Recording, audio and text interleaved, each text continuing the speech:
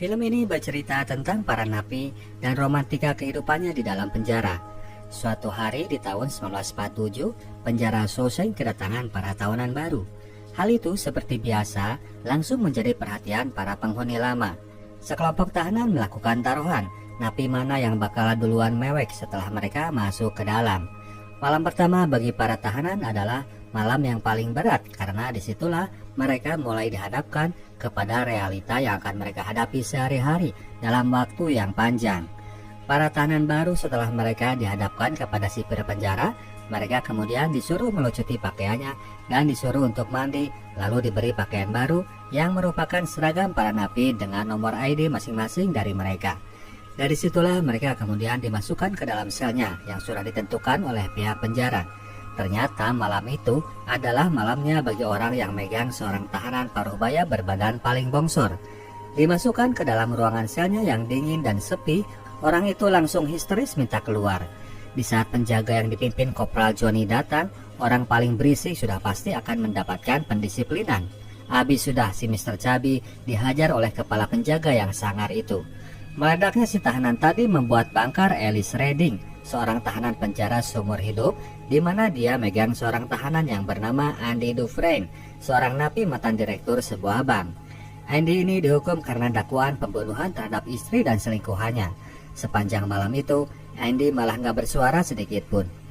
Selama berada di tahanan, Andy larut dalam pikirannya sendiri, di tempat laundry tempat ia dipekerjakan, dan di kamar mandi, tempat The Sisters mencari mangsa barunya. The Sisters ini anggotanya para lekong yang doyan lanang. Andy tetap cuek nggak mau ngomong. Sampai akhirnya 1 bulan setelah itu, barulah ia bicara. Dan orang yang ia ajak bicara kebetulan adalah si Red alias si Alice Redding yang kalah taruhan tadi. Andy memperkenalkan diri dan minta untuk dicarikan rock hammer yang merupakan palu untuk merecah bebatuan. Red ini di penjara dikenal sebagai pengusaha palu gada. Apa lo mau gua ada. Jadi siapapun yang butuh sesuatu, mereka pasti datang kepadanya. Tapi karena barang yang dicari semacam barang yang bisa berbahaya, Red kemudian nanya dulu kepentingannya. Red curiga palu itu mau dipakai buat mentung kepala seseorang atau menggali lubang untuk kabur. Andy cuman ketawa. Dia bilang palu itu cuman buat hobi. Lihat sendiri nanti kalau barangnya sudah datang, katanya. Rockhammer ini jenis palu yang biasanya dipakai oleh orang geologi atau tukang batu akik. Jadi bentuknya sangat kecil. Karena tidak melihat potensi bahaya, akhirnya Red setuju. Beberapa hari kemudian datanglah pihak luar yang mengirimkan barang logistik kebutuhan penjara. Dan bersama barang-barang itulah barang pesanan Red diseludupkan. Red memberi upah 2 bungkus rokok kepada rekan napi yang menyortir barang orderannya. Palu itu ternyata memang kecil banget, butuh berabad-abad bagi para napi untuk bisa membuat lubang pelarian dengan palu itu. Red kemudian menitipkan barang tersebut lewat Brooks, seorang napi manula yang punya tugas menjadi ahli pustaka di dalam. Lewat Brooks, barang pesanan tadi kemudian dikirimkan kepada sang pemesan barang, dalam hal ini adalah Andy. Suatu saat di ruang laundry, seseorang menyuruh Andy untuk mereload boksit karena bahan bakar udah mau habis. Andy pun pergi dan masuk ke dalam ruangan lain. Di situ rupanya The Sisters sudah menunggunya. Mereka ini rupanya sudah ngebet pengen nyicipin bokong yang fresh, namun ternyata Andy melakukan perlawanan. Maka dari itu, The Sisters tanpa ampun menghajarnya. Seiring dengan rutinitas baku yang biasa dilakukan oleh para napi, bagi Andy rutinitasnya justru malah hal yang tadi, menghindar dari kejaran The Sisters untuk kemudian muncul lagi dengan lebam-lebam baru. Hal itu terus berlangsung hingga tahun kedua di tahun 1949. Kebetulan pada tahun itu ada sebuah momen yang baru. Bapak sipir mengumumkan bahwa mereka hendak melakukan pengaspalan untuk atap sebuah bagian bangunan penjara. Untuk itu dia mencari orang napi yang mau untuk mengerjakannya biar gratis. Bagi Red dan kawan-kawan, itu adalah kesempatan agar mereka bisa seharian berada di luaran. Untuk itu mereka pun mengajukan diri, termasuk itu Andy. Dengan modal masing-masing sebungkus rokok, akhirnya mereka semua bisa terpilih untuk menjadi pekerja. Selagi mereka bekerja, suatu saat Kopral Johnny curhat kepada rekannya soal warisan yang mana ia merasa udah dikerjain oleh para pengacara yang mengurus uang warisan tersebut. Terlalu banyak pajak yang dibilang hingga bagiannya jadi banyak kemakan. Andy yang bankir ini kemudian menyela obrolan Pak Kopral. Si Johnny tentu saja jadi ngadat ada napi yang sotoy. Dia mengancam hendak menjatuhkan Andy dari atap. Namun ketika ia kemudian mendengar bahwa Andy bisa membantunya untuk mempersiapkan surat administrasi pengurusan pajak dan sebagainya dengan gratis, si Johnny kemudian mengurungkan niatnya. Andy cuma minta syarat sedikit. Dia minta selama melakukan pekerjaan itu di atap, Johnny ngasih teman kerjanya masing-masing 3 botol bir tiap harinya. Jadi keesokan harinya, ketika para temannya asik menikmati bir dingin di siang hari, Andy cukup senyum-senyum aja ngeliatin mereka. Ketika ditawarin pun ia nggak mau, katanya ia sudah berhenti minum. Orang-orang pada heran dengan kelakuan Andy, tapi Red berpikiran mungkin si Andy ini ingin memelihara lagi jiwa manusianya biar nggak berevolusi menjadi zombie. Mereka pun akhirnya mulai berteman. Red dan Andy sama-sama doyan main catur. Andy yang punya hobi membuat pahatan batu ini dengan palu rockhammernya mulai membuat buah caturnya sendiri. Melihat tembok kamarnya yang banyak dipahatin nama-nama penghuni sebelumnya, Andy pun mulai menuliskan namanya sendiri. Nonton film adalah salah satu hiburan yang diberikan bagi para penghuni penjara. Film yang lagi ngetop saat itu adalah film Gilda yang dibintangi oleh seks simbol saat itu, Rita Hayworth, yang terkenal dengan gibasan rambutnya ala model Pantene. Andy kemudian menantang Red sebagai pengusaha palu gada. Ia minta Red untuk mendatangkan Rita Hayworth ke dalam kamarnya. Red nggak mau kalah gertak. Dia menyanggupi tantangan itu. Andy pun keluar dari ruangan teater dan naas nasibnya ia kegep sama geng The Sisters. Andy diseret ke dalam ruang proyektor. Dia masih melakukan perlawanan meskipun akhirnya tetap ia tertangkap juga. Box, si kepala geng, kali ini mengancam akan menusuk telinganya kalau Andy nggak mau memuaskannya. Andy tetap menolak dan kali ini sekalian ia menghina si Box yang ia bilang si buta huruf yang tolol. Box jadi sangat tersinggung. Ia melupakan nafsunya. Kali ini dia menghajar Andy sampai puas. Kali itu kondisi Andy berakhir sekarat karenanya. Atas kelakuannya itu, Box disekap di ruang isolasi selama 1 minggu. Dan ketika ia balik ke ruang selnya, Kopral Johnny yang lagi baik-baiknya sama Andy sudah menunggu di dalam. Kali itu giliran Box yang dihajar habis oleh orang yang membalaskan dendamnya Andy kepadanya. Hasilnya Box pun jadi lumpuh. Box pun dipindah ke penjara yang minim dengan penjagaan. Sejak saat itu, ia harus menyedot makanannya pakai sedotan. Dan sejak saat itu pula anggota The Sisters lain gak ada yang berani mengganggu Andy. Grup Lekong itu pun resmi bubar jalan. Red and the Gang merasakan balas dendam yang manis itu terhadap teman mereka. Untuk itu, selama Andy masih dirawat, mereka pun mencarikan batu granit yang bagus, rokok, permen karet, whisky cap motor, kartu remi gambar cewek bugil, dan satu yang paling utama yaitu Rita Hayworth sebagai hadiah bagi penyambutan Andy. Sebulan berada dalam perawatan, akhirnya Andy bisa ketemu dengan cewek impiannya dan ia pun langsung menempelnya di dinding kamar. Suatu hari dilakukanlah inspeksi dadakan. Andy langsung ngeset diri seolah-olah lagi baca Injil. Ketika sipir penjara dan Kopral Johnny masuk, mereka menggeledah semuanya. Mereka menemukan amplas dan buah-buah catur yang dinyatakan aman. Mereka kemudian melihat Tante Rita dipajang di dinding. Meskipun agak kurang elok dinding penjara ditempel gambar cewek seksi, tapi karena mereka lagi kasihan sama Andy, akhirnya Tante Rita diperbolehkan tetap majang di sana. Suatu hari tiba-tiba Andy dipanggil ke ruangan Pak Sipir Norton rupanya sudah dapat bisikan dari Kopral Johnny. Andy dinyatakan terlalu pintar kalau cuma dipekerjakan jadi tukang laundry. Pak Sipir ingin menempatkan Andy di lokasi yang cocok dengan minat dan bakatnya, yaitu ke ruang perpus menemani Brooks si kakek tua. Andy pun datang ke ruangan library yang bertahun-tahun koleksi bukunya cuma itu saja. Tiba-tiba Kopral Johnny datang dan mendorong seorang rekan pekerja. Rupanya si penjaga ini ingin diuruskan juga dokumen warisan untuk anaknya. Andy pun lalu membantu penjaga tersebut menguruskan dokumennya. Andy lalu meminta izin agar ia diizinkan untuk mengirim surat pengajuan dana kepada DPRD setempat. Andy ingin mengupdate koleksi buku perpus penjara. Mr. Norton mengizinkannya meskipun ia bilang jangan terlalu berharap. Andy pun mulai berkirim surat dan berminggu-minggu ia melakukannya. Ternyata ia tetap tidak mendapatkan jawaban. Perkembangan di dalam penjara, Andy akhirnya jadi akuntan semua penjaga dan setahun kemudian giliran Mr. Norton menyusul jadi kliennya. Tahun berikutnya, giliran penjaga dari penjara lain yang minta diuruskan dokumen pajak mereka. Kegiatan Andy jadi makin sibuk, akhirnya ia diizinkan untuk mengangkat seorang asisten. Suatu hari, The Gangs dihebohkan oleh sebuah insiden. Brooks si kakek tua itu tiba-tiba kalap dan dia sekarang lagi menodong Haywood dan mengancam akan membunuhnya. Red, Andy, dan teman lain datang untuk menenangkan Brooks. Setelah berhasil ditenangkan, akhirnya Brooks mau untuk melepaskan pisaunya dari leher Haywood. Dia bilang bahwa itulah cara satu-satunya agar ia bisa tetap dibiarkan tinggal di dalam penjara. Rupanya Brooks baru mendapatkan pengurangan hukuman dan akan segera dibebaskan, dan kakek tua itu udah terlalu lama tinggal di penjara, ia tidak mau keluar dari sana. Brooks pun akhirnya setelah 50 tahun kembali berada di dunia luar. Dunia yang seharusnya menjadi wahana kebebasan, namun bagi Brooks justru malah jadi penjara yang sesungguhnya. Ia sangat asing dan tidak kenal satu orang pun di dunia luar ini. Di kota Shawshank, ia kemudian ditempatkan di sebuah lokasi yang berfungsi sebagai tempat transit bagi orang yang baru keluar dari penjara. Lalu dia dilokasikan untuk menjadi pekerja di sebuah minimarket. Tapi yang paling dalam dari semuanya, bahwa ia merasakan kesendirian yang tidak pernah ia rasakan selama berada di dalam penjara. Di dalam, dia seorang ahli pustaka dan di sini dia bukan siapa-siapa. Brooks merasa kosong dan tiap malam ia selalu gelisah dan akhirnya jadi kesulitan untuk bisa tidur. Brooks malah jadi sering merasa ketakutan.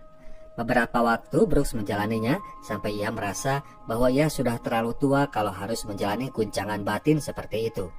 Di dalam kamarnya, Brooks mengakhiri hidupnya.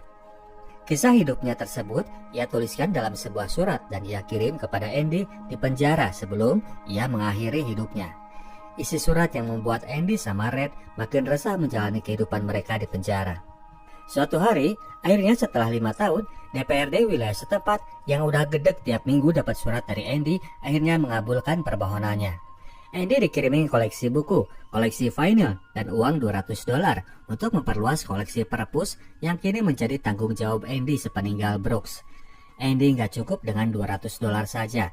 Ia terus menyurati DPRD dan akhirnya tahun 1959 turunlah uang $500 yang kemudian dipakai Andy untuk memperluas dan mendandani perpustakaan itu sehingga menjadi perpustakaan penjara terbaik di wilayah New England. Mereka bersama-sama mengubah sebuah gudang dan mengabadikan nama Brooke Headland sebagai nama perpus tersebut. Melihat skill dan kemampuan napi asuhannya yang mulai mumpuni, maka tahun itu juga Pacific Norton mengumandangkan sebuah program yang mana institusi mereka menerima pekerjaan dari pihak luar dengan fee yang minim. Akhirnya mereka pun jadi kebanjiran job yang berakibat munculnya celah untuk korupsi dari markup nilai barang dan pekerja. Harga mereka yang murah juga membuat kontraktor luar mulai kelimpungan karena mereka jadi gak kebagian job. Pacific Norton mulai banyak mendapatkan uang sogokan-sogokan karenanya. Untuk mengatur pembukuan aliran dana yang masuk, Norton menyerahkan tugas itu kepada Andy agar semuanya tanpa lurus tidak berbau pelanggaran. Andy yang jago ini tentu saja bisa mengaturnya sebaik mungkin. Dengan sebuah skema tertentu, Andy menyalurkan semua dana milik Norton ke sebuah akun atas nama Randall Stevens, sebuah pseudonym yang jati dirinya dibangun oleh Andy lewat segala jenis pemberkasan sehingga berkesan bahwa orang tersebut ada di luar sana namun sebetulnya fiktif. Tahun 1965, Shawshank kedatangan satu grup penghuni baru dan salah seorang diantaranya langsung jadi ngeklop sama gengnya Red, seorang cowok yang so rock and roll, namanya Tommy. Dia ini kena hukuman setelah ketangkap lagi merampok sebuah toko elektronik. Orang itu meskipun banyak gaya dan terlihat songong, namun ternyata bisa langsung akrab karena ternyata orangnya juga doyan ngelawak. Sayangnya hal yang jadi kebanggaannya justru malah prestasinya dalam hal menjajal semua penjara di seantero provinsi. Sementara bagi Andy, hal itu justru hal yang bodoh. Andy menyarankan agar Tommy alih profesi. Terbukti dalam hal curi-mencuri, ia lebih sering ketangkap ketimbang sempat kaya. Omongan Andy tadi mulai memicu motivasi dari dalam dirinya. Suatu hari, Tommy datang ke perpus minta diajarin calistung oleh Andy. Andy menampung aspirasi Tommy setelah tahu bahwa orang itu serius. Di penjara, para tahanan harus bisa mungkin membuat kesibukan biar gak jenuh. Seperti Andy yang selalu berusaha mencari sesuatu agar otaknya bisa terus bekerja. Setelah ia beres dengan proyek pembuatan ukiran buah catur dan renovasi perpustakaan, mulailah Andy menjadikan Tommy sebagai proyek barunya. Tahun itu, tahun 1966, saat Tommy hendak mengikuti ujian tanda melek huruf, dan tahun itu giliran Raquel Welch yang menggantikan posisi Marilyn Monroe dan Rita Hayworth di dalam dinding kamar Andy. Suatu hari Tommy dibikin frustasi dengan standar pengajaran Andy yang dinilainya sengaja menyulitkan dirinya. Ia pun jadi kesal tapi kemudian malah jadi nyesal. Red menjelaskan siapa itu seorang Andy. Dulu di luar, dia itu seorang direktur bank. Soal kenapa ia sampai ditahan, Red menjelaskan bahwa Andy ini membunuh istri dan selingkuhannya yang seorang pemain golf profesional. Mendengar itu Tommy langsung terhenyak. Dia kemudian bercerita kali ini kepada Red dan Andy sekalian. Dulu di sebuah penjara lain, ia sempat mendapatkan teman satu sel yang baru masuk. Orang yang sangat menyebalkan, kerjaannya ngemeng terus ngumbar segalanya tentang coba apa aja yang pernah ia kerjakan, operasi rampok mana aja yang pernah ia lakukan, cewek-cewek yang pernah ia kerjain. Suatu malam, ia cerita soal kasus masa lalu saat ia bekerja di sebuah country club karena kesal sama seorang pemain golf yang sudah menghinanya. Ia pun membunuh orang itu berikut cewek yang sedang berada di kamarnya. Cewek ini adalah istri dari seorang pejabat di sebuah bank, dia bilang. Nama orang itu adalah Elmo Blatch. Andy langsung terkesiap. Dia langsung datang ke kantor Mr. Norton meminta untuk dilakukan pengajuan banding atas kasusnya. Selama ini Andy memang mengaku nggak salah, tapi karena bukti di pengadilan yang memberatkan dirinya, pihak juri akhirnya memberikan hukuman berat kepada Andy. Tapi Norton mendengar penjelasan Andy, si pasipir itu ternyata malah belaga pilon. Dia bilang bahwa Tommy cuma mau menghibur Andy saja karena merasa hutang budi kepadanya. Andy tetap kekeh bahwa dengan kesaksian Tommy yang memberatkan tersangka baru, maka besar peluang ia akan bebas. Mendengar respon sipir yang terlihat gak nyambung, akhirnya Andy mulai bicara keras dan itu mulai menyinggung Mr. Norton. Apalagi ketika Andy nyinggung-nyinggung urusan duit proyek, sipir yang ternyata kejam ini langsung menghukum Andy 1 bulan di dalam ruang isolasi. Tommy jadi merasa gak enak, ia merasa karena omongannya sekarang Andy yang kena batunya. Apalagi ketika kemudian ijazah dari Dickwood datang dan Tommy dinyatakan lulus. Suatu malam, Tommy diminta seorang penjaga untuk menghadap pasipir. Pertemuan itu ternyata dilakukan di luar gedung penjara. Mr. Norton menanyakan lagi info yang Tommy berikan kepada Andy soal Elmo Blatch. Tommy mengiyakan bahwa itu memang betul, bukan bohongan. Pasipir lalu menanyakan kesediaan Tommy apabila ia diminta menjadi saksi jika kasus Andy dibuka lagi. Dengan semangat, Tommy langsung menyatakan siap gerak. Saat itulah Mr. Norton memberi kode ke arah menara dan dari sana Kopral Johnny menembak Tommy dengan 3 kali hujaman peluru. Anak muda ini pun mati seketika. Sebulan kemudian ketika hendak melepas Andy dari ruang isolasi, pasipir bilang bahwa Tommy terpaksa ditembak karena ia mencoba untuk kabur. Andy kini sudah menyadari siapa iblis sesungguhnya di dalam penjara. Dia menolak untuk meneruskan kerja pembukuan uang panasnya Mr. Norton. Namun ketika ia diancam bahwa Norton akan menghancurkan perpus yang sudah dibangunnya, akhirnya Andy pun menyerah. Suatu siang Andy duduk ditemani Red. Dia merenungi kesalahannya yang sudah membuat istrinya jadi terbunuh. Meskipun bukan dia yang menarik pelatuk, tapi selama pernikahannya Andy merasa tidak menjalankan peran sebagai seorang suami yang baik. Andy harus membayarnya dengan hukuman yang demikian panjang di dalam penjara dengan kondisi-kondisi sulit yang harus dialaminya pula. Apabila suatu saat ia bebas, ia sudah menetapkan tujuannya, lembur Zihuatanejo di pesisir lautan Pasifik negara Meksiko. Zihuatanejo memiliki arti tempat yang tidak memiliki memori. Kesanalah ia ingin menghabiskan waktunya. Ketika ia menanyakan tujuan Red justru malah mengenyahkan harapan-harapan itu. Bagi Red, harapan adalah suatu hal yang berbahaya bagi orang-orang seperti mereka. Namun Andy tidak mau menanggalkan impiannya. Ia tetap bertekad karena dengan harapan orang ada kemauan untuk bertahan hidup. Mending riweuh untuk bertahan hidup daripada riweuh untuk menyongsong kematian. Di akhir percakapan itu, Andy meminta janji dari Red. Apabila kelak ia sempat keluar, ia meminta Red datang ke sebuah daerah di kampung Buxton, di mana di sana ada pohon oak di ujung tembok bebatuan. Di bawah pohon itu, Andy katanya menyimpan sesuatu dulu sewaktu ia melamar istrinya di tempat itu. Ia ingin Red yang memiliki barang tersebut. Siang itu Andy gak ikutan maksi bareng seperti biasanya dan Red merasa ada hal yang aneh dari cara Andy tadi bicara dengannya. Haywood bilang bahwa Andy tadi datang ke workshop minta dicarikan tali yang panjang. Mereka khawatir jangan-jangan Andy akan melakukan hal yang sama seperti yang dilakukan oleh Brooks. Malam itu seperti biasa Andy melakukan tugas pembukuan untuk Mr. Norton. Setelah menyimpan buku tersebut ke dalam berangkas, seperti biasa pula pasipir itu menyuruhnya untuk disemirkan sepatu sampai kinclong. Lalu dilanjut dengan Andy masuk lagi ke dalam kamar tahanannya. Ia masuk sana sampai lampu penjara dipadamkan. Di saat itulah Andy mengeluarkan tali tambangnya. Pagi-pagi seperti biasa, para penjaga datang dan para tahanan diminta untuk keluar dari kamarnya masing-masing dan melakukan absensi. Ternyata ada satu kamar yang mana orangnya nggak muncul dari dalam ruangannya. Kamar tersebut adalah kamar milik Andy. Penjaga pun langsung mendatangi ruangan tersebut dan ternyata Andy sudah raib. Dia nggak ada di dalam kamar itu. Pasipir sedang membuka dus sepatunya yang ternyata malah berisi sebuah sepatu butut. Saat itulah ia mendengar laporan tentang hilangnya Andy. Mr. Norton pastinya langsung panik melihat fakta bahwa orang yang megang rahasianya yang paling penting kini hilang begitu saja. Ia memarahi para penjaga dan kemudian menyeret teman dekat Andy untuk diinterogasi. Namun ternyata Red pun gak bisa memberikan keterangan karena dia pun memang sama-sama bingung. Mr. Norton jadi kalap. Dia ngambilin buah-buah catur milik Andy dan melempar Red dengannya, termasuk juga si Raquel yang kertas posternya jadi bolong ketika mendapatkan lemparan batu tersebut. Pasipir merobek tuh poster dan menemukan sebuah lubang yang dalam di dalam kamar tahanan Andy. Segera mereka melakukan pencarian ke sekitar area lokasi penjara, namun mereka tidak menemukan orang yang mereka cari. Yang mereka temukan hanyalah satu setel pakaian penjara dan rock hammer milik Andy, alat yang telah dipergunakan Andy untuk membuat lubang tersebut selama 20 tahun. Kalau kita flashback saat Andy ingin mengukir namanya di tembok kamar, saat itu dinding yang ia ukir malah meletek dan itulah yang menginspirasi dirinya untuk membuat lubang pelariannya. Tidak ada skema, tidak ada rencana.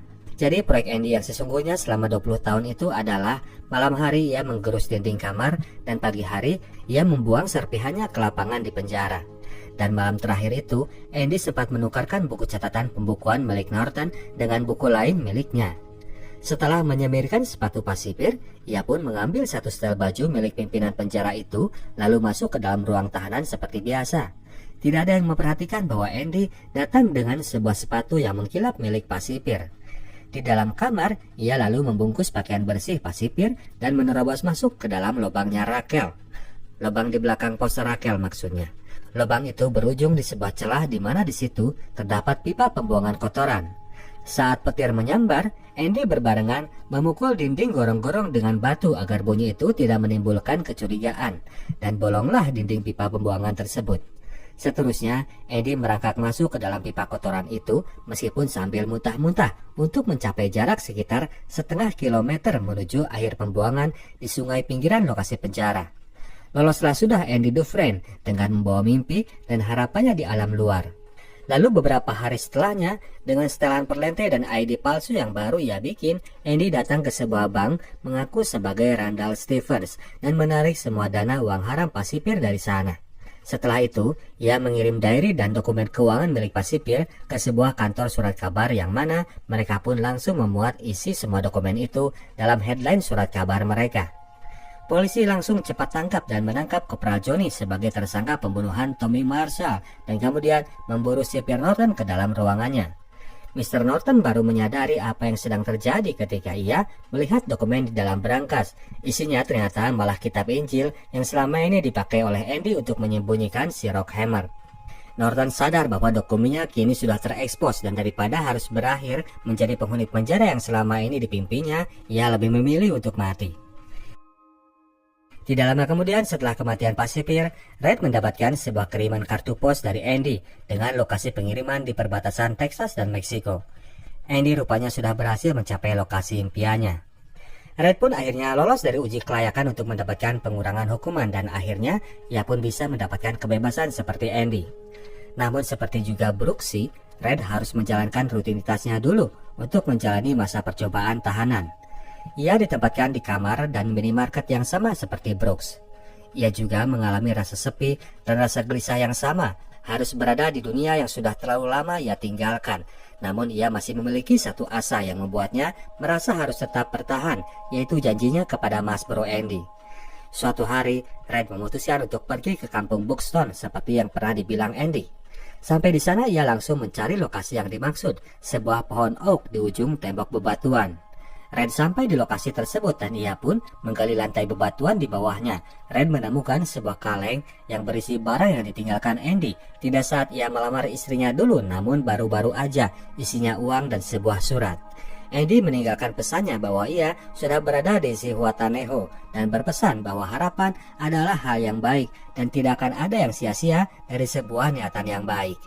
Red merenungkan betul pesan dari Andy, lalu ia pun pulang dulu ke rumah penampungannya untuk kemudian memutuskan untuk mangkir dari masa percobaan. Red berangkat menuju Fort Hancock, kota perbatasan antara negara bagian Texas dan Meksiko. Red mengenyahkan ketakutannya akan pengharapan dan sampailah ia di hamparan Laut Biru Samudra Pasifik dan bertemu dengan bronya Mr. Andy yang lagi sibuk merenov sebuah perahu butut. Ujung dari sebuah niat baik dan harapan, kedua bro ini pun akhirnya bisa kembali bertemu dan berjabat tangan. Oke, demikianlah ceritanya bro dan sis. Kita tim Sinotok cabut dulu. Sampai jumpa di video kita selanjutnya.